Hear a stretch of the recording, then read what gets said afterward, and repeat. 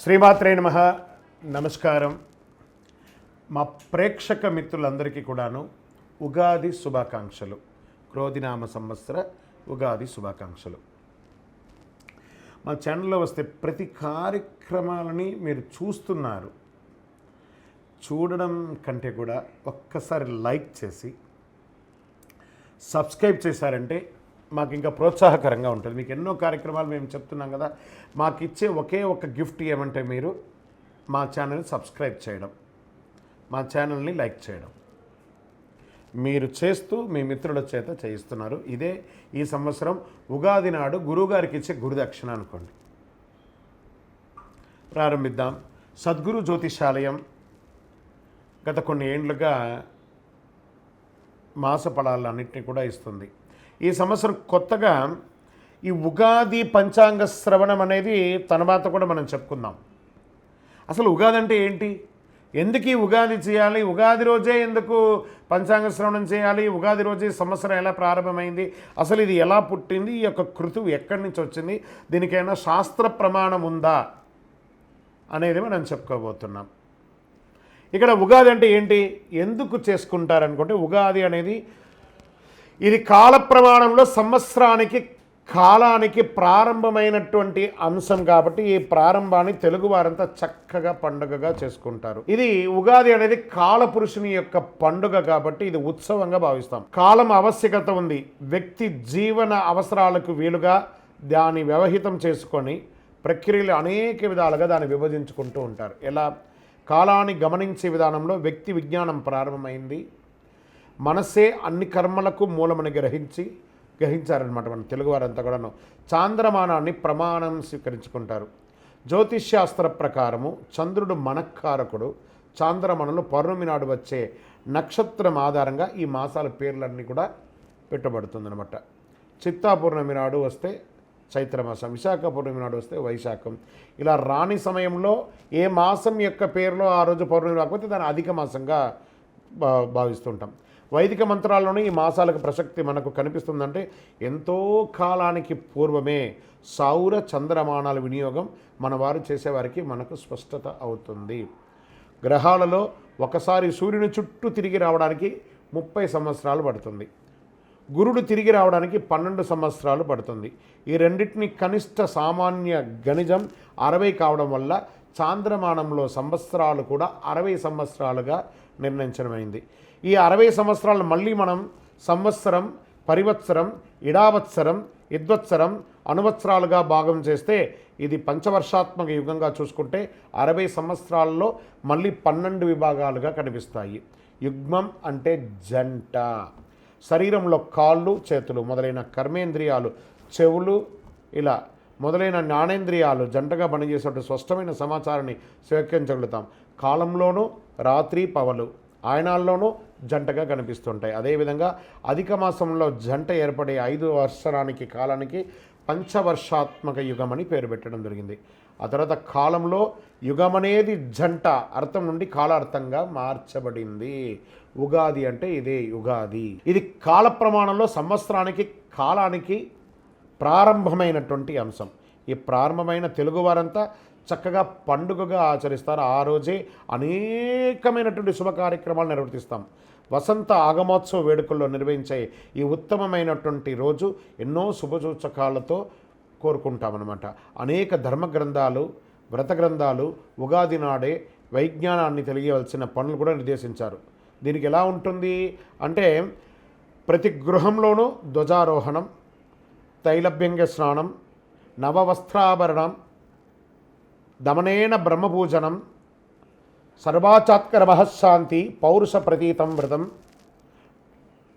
నింబకుసుమ భక్షణం, పంచాంగ పూజ, పంచాంగ శ్రవణం, ప్రసాద ప్రారంభం, రాజదర్శనం, వసంత నవరాత్రి ప్రారంభం. ఈ విధంగా అనేక అంశాలు ఉగాది నాడు చేయవలసిన కృత్యుల్లో ప్రాధాన్యంగా చేశారు. తెలుగువారు ప్రత్యేకంగా జరుపుకునే ఈ ఉగాది నాడు తప్పనిసరిగా నివర్తించే ఏమేమి ఉంటాయంటే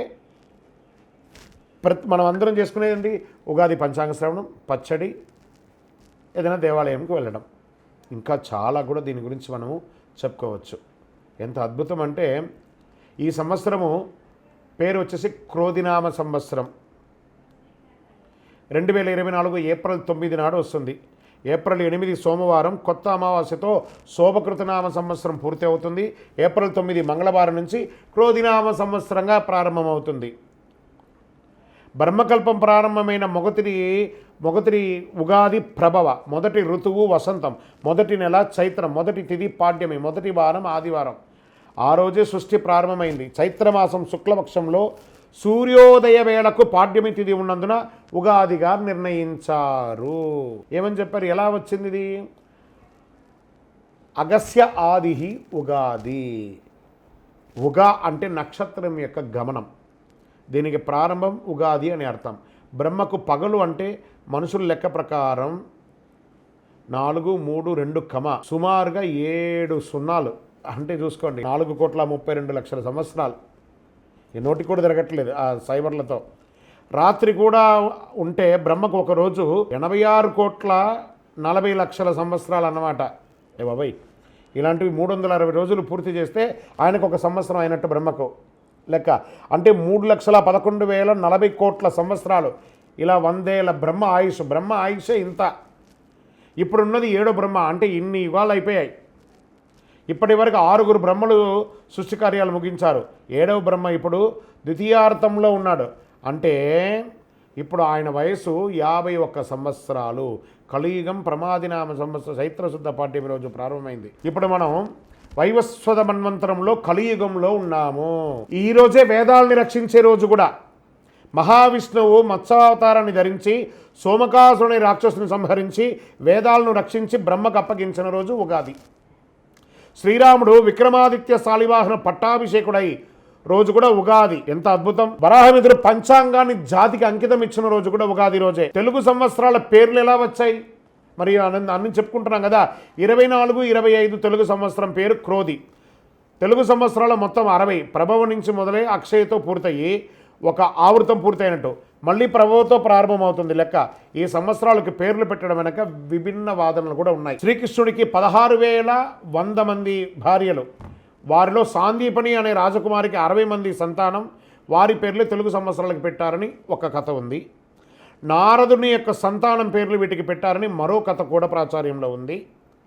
దక్ష ప్రజాది కుమార్తెలు పేరు కూడా ఇవే అని చెప్పి అదొక కథ ఉంది. ఉగాదికి ఈ 60 సంవత్సరాలకి ఇన్ని పేర్లున్నాయి. ఈ పండుగ తెలుగువారు చాంద్రమాన అనుసరించి నూతన సంవత్సరంగా జరుపుకుంటారు. ఈ పండుగను కేవలం తెలుగు రాష్ట్రాల వారే కాకుండా బెంగాల్, కేరళ, పంజాబ్, మహారాష్ట్ర, అస్సాం రాష్ట్రాల్లోనూ జరుపుకుంటారు.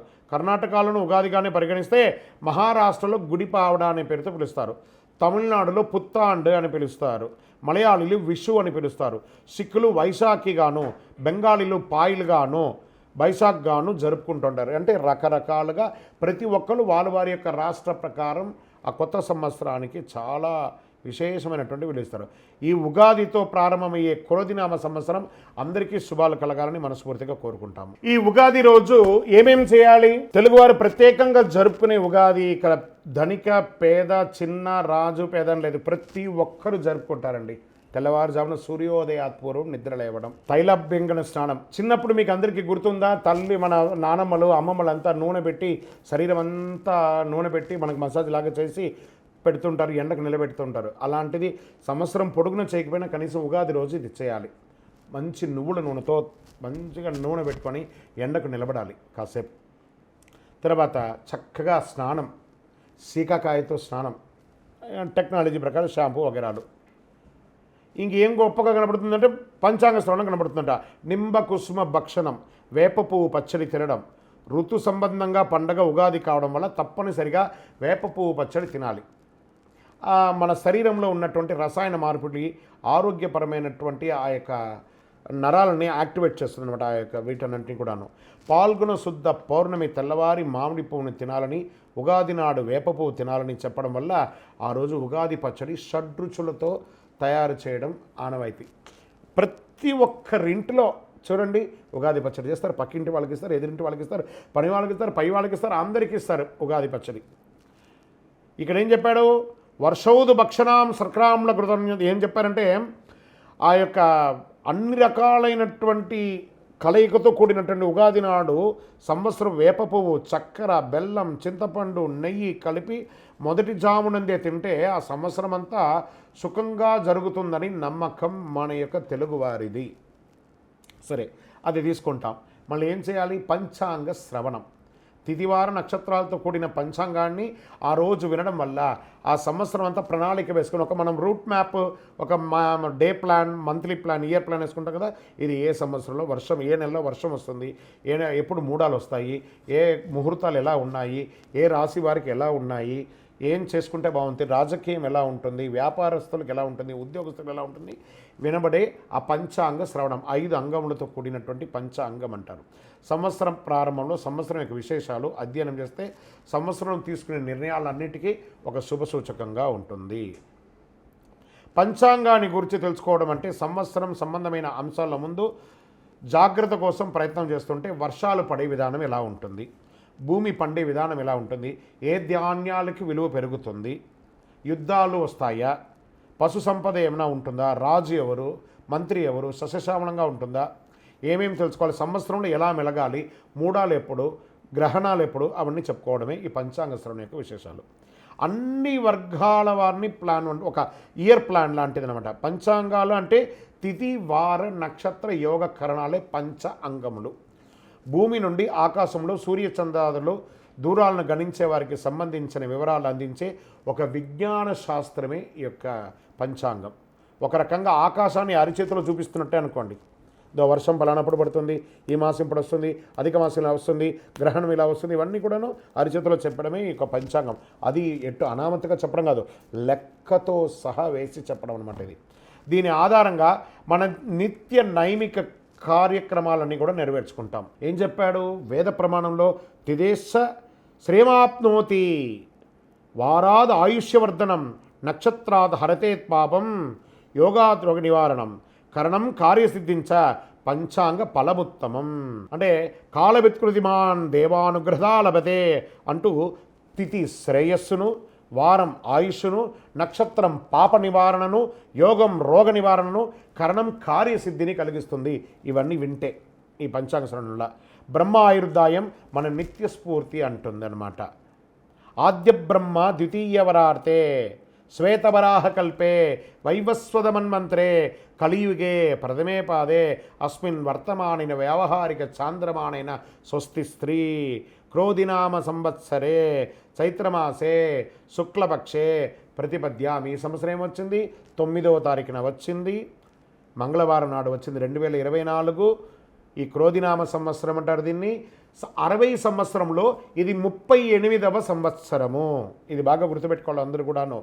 ఈ వైవస్వన్వంతరంలో 27 మహాయుగాలు గడిచిన తర్వాత 28వ మహాయుగంలో, కలియుగంలో ఇప్పటికీ 5124 సంవత్సరాలు గడిచి ప్రస్తుతం 5125వ సంవత్సరంలో మనం ఉన్నాము. అవ్యవహితమైనటువంటి కాలాన్ని మన అవసరాలకు చాంద్రమాన రీత్యా విభజించుకుంటే 60 సంవత్సరాల ప్రమాణ కాలంలో వాటిలో ప్రస్తుతం 6వ యుగం అహిర్భక్తం శివదేవతాకమైనటువంటి జరుగుతున్నది. ఈ యుగంలో ఉండే 5 సంవత్సరాలు, ఈ సంవత్సరాల పేరు క్రోధినామ సంవత్సరం. వరుసలో ఇది 38వ సంవత్సరం. ఈ సంవత్సరంలో మనం ఏమేమి చేయాలి? దాన ధర్మాలు చేయాలి. పేదలకి మంచినీటి, చన్నీటి ఏర్పాటు చేయాలి. దాని యొక్క మట్టి కుండలు ఏర్పాటు చేసి దాహశాంతి చేయాలి. మజ్జిగ ఇవ్వాలి, గొడుగు ఇవ్వాలి, చెప్పులు ఇవ్వాలి పేదవాళ్ళకి. ఇలాంటి దానాలు చేయడం వల్ల చాలా విశేషమైనటువంటి ఫలితాన్ని పొందుతుంది. అన్నిటికంటే కూడా పెద్దవాళ్ళకు నమస్కారం చేయాలి, తల్లిదండ్రులకి నమస్కారం చేయాలి. మీ ఇంటి గురువులని ఉచిత రీతిలో సత్కరించాలి. ఆ పంచాంగ శ్రవణం చెప్పిన తర్వాత ఆ గురువుగారికి గురుదక్షిణ ఇచ్చి నమస్కారం చేయాలి. మన ఇంటిలో పంచాంగం తీసుకొచ్చి మన ఇంట్లో పూజ చేయాలి. ఇంటిలో మామిడి తోరణం కట్టాలి. ఇంటి బయట కాషాయ జెండా ఎగరవేయాలి. పిల్లలకి అందరికీ బహుమతులు ఇవ్వాలి, పెద్దవాళ్ళకి నమస్కారం చేయాలి. ఇలాంటి కృతువులంతా కూడా చేస్తే ఉగాది నాడు ఒక మైత్రీయ భావన పెరిగి ఆ ఇల్లంతా కూడాను ఆయురారోగ్య ఐశ్వర్య భోగభాగ్యాలతో ఉంటుందని శాస్త్ర ప్రమాణం చెప్పింది. ఇది నేను చెప్పట్లేదండి, శాస్త్ర ప్రమాణం. ఉగాది యుగానికి ఆది రోజు. ఈ క్రోధినామ సంవత్సరం అందరూ కూడా ఆయురారోగ్య ఐశ్వర్య భోగభాగ్యాలతో ఉండాలని మనస్ఫూర్తిగా ప్రార్థన చేసుకుంటున్నాను. అఖిలాండ కోటి బ్రహ్మాండ నాయకుడు శ్రీ ధర్మశాస్త్ర అయ్యప్ప స్వామి వారి 18 అవతారాల దేవాలయం తిరుపతి కపిలతీర్థం దగ్గర ఉన్నటువంటి జీవకోణ ప్రాంతంలో మీకోసం మేము ప్రార్థన చేస్తుంటాము. ఉగాది రోజు మా ప్రేక్షక మిత్రులందరూ కూడా క్షేమంగా ఉండాలని మన దేవాలయంలో పూజ చేస్తాం. మీరందరూ కూడా క్షేమంగా ఉండాలి. శతమానం భవతి శతాయః పురుషः శతేంద్రియ ఆయుష్యేవేంద్రియే ప్రతిష్టతి. ఇది ఒక చిరు ప్రయత్నం మాత్రం. ఎప్పుడు పంచాంగ శ్రవణం కదా, ఈ వీడియో కొంచెం బోర్ కొట్టినట్టు ఉంటుంది. ఇవన్నీ చెప్పుకుంటుంది, ఇవన్నీ ఏం వింటాంలేని విని చూడండి. నెక్స్ట్ జనరేషన్కి మీ పిల్లలకి అందరికీ ఇది వేసి చూపించండి. ఇంత గొప్పదా పంచాంగ శ్రవణం, దీనికి ఇంత కష్టం ఉందా, ఇలా వచ్చిందా ఉగాది, ఇలా చెయ్యాలా అనే ఒక నానుడి కోసమే ఈ యొక్క వీడియోని కొత్తగా మన యొక్క టీవీ ద్వారా దీన్ని మనం ఇంట్రొడ్యూస్ చేస్తున్నాము. ఖచ్చితంగా మంచి మనసున్న మీరు సబ్స్క్రైబ్ చేసి మీ మిత్రులకు అందరికీ కూడా ఈ యొక్క ముఖ్యమైనటువంటి సమాచారం కలిగిన ఉగాది గురించి తెలుసుకునే ఒక మహత్తరమైనటువంటి విశేషాన్ని ఫేస్బుక్లోనూ ఇన్స్టాలోనూ వాట్సాప్లోనూ షేర్ చేయాలని కోరుకుంటున్నాం. చంద్రమౌళి వెంకటేశ్వర గురుస్వామి శరణమయ్యప్ప శరణమయ్యప్ప శరణమయ్యప్ప.